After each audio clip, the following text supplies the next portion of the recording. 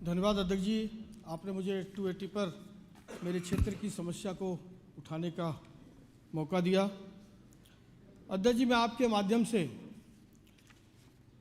माननीय मंत्री महोदय का ध्यान अपनी विधानसभा के अंतर्गत आने वाली दो ऐतिहासिक गांवों की ओर दिलाना चाहता हूं, गड़ी मेंढू और उस्मानपुर।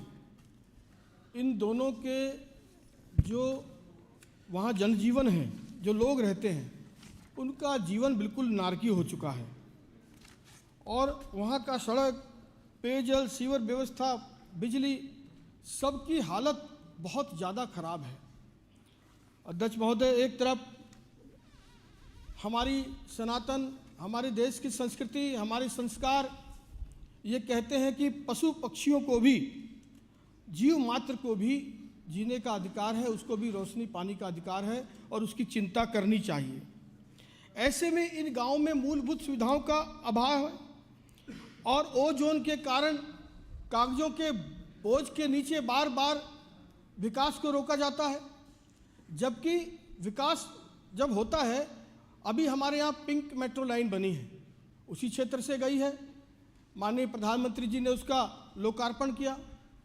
इससे पहले सिग्नेचर ब्रिज बना। लेकिन जब इन गांव वालों को बिजली, पानी और उसकी मूलभूत सुविधाओं की बात होती है, तब बार बार ओजोन का अड़ंगा डाला जाता है। अभी माननीय मुख्यमंत्री जी ने नानकसर में एक दीवार या बांध का प्रबंधन करने की बात कही, 4-5 दिन पहले अखबारों में भी आया था। मैं माननीय मुख्यमंत्री जी से और माननीय मंत्री जी से निवेदन करता हूं कि आप गड़ी मेंढू गांव और उस्मानपुर गांव में आप एक बांध बना सकते हैं। जैसे कभी सोनिया विहार का पुस्ता बना तो वहाँ का जीवन को बहुत सारा लाभ मिला, रहने की सुविधाएं मिली। वैसे ही हमारे वजीराबाद रोड से शास्त्री पार्क रोड तक भी एक पूरा का पूरा बांध बन सकता है। इससे माननीय अध्यक्ष महोदय, मैं आपके माध्यम से मैं हाथ जोड़कर अपनी जनता की ओर से ये निवेदन करता हूँ कि इन ऐतिहासिक गाँवों को आप संरक्षण प्रदान करें और एक बांध की संरक्षण करके हजारों परिवार जो रह रहे हैं उनको मूलभूत सुविधा मिले। देखिए अध्यक्ष जी, एक बात और जोड़ रहा हूँ उसमें कि वहाँ पर बिजली के खंभे लगे हैं, ट्रांसफार्मर लगा है, सरकारी लाइट जलती है, लेकिन गांव वालों को मीटर नहीं मिलता।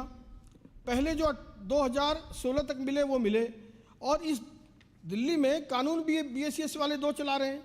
जो ओजोन में, मैं उदाहरण के तौर पर बता रहा हूँ, मीठापुर है, बदरपुर है, इन गांवों में बिजली दी जा रही है, लेकिन हमारे इन 2 गांवों में नहीं दी जा रही।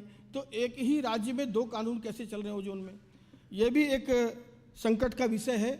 मैं फिर से हाथ जोड़कर निवेदन करता हूं कि आपके माध्यम से मंत्री जी इस पर संज्ञान लें। और आदरणीय मुख्यमंत्री जी से निवेदन करता हूं कि जिस प्रकार आपने नानकसर में व्यवस्था की है, वैसी ही व्यवस्था आप हमारे गड़ी मेंढू और उस्मानपुर की बांध की इजाज़त दे करके इन सब लोगों के मूलभूत सुविधाओं के लिए अपना संरक्षण प्रदान करें। बहुत बहुत धन्यवाद।